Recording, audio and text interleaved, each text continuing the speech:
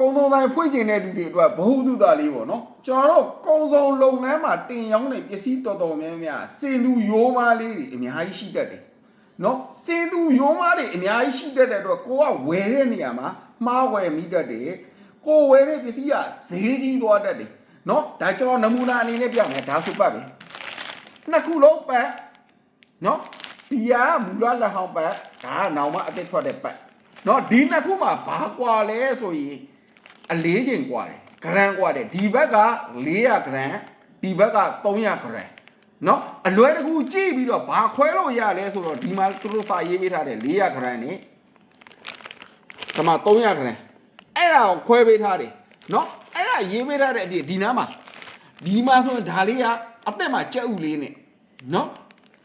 ဒါအရင်လက်ဟောင်းနော်အဲ့မှာဆိုရင်ခရားပုံလေးနဲ့တခုနဲ့တခုလဲဈေးလုံးချင်းမတူပါဘူးเนาะလက်ဟောင်းတပါကင်ကို11345ချက်ပါเนาะ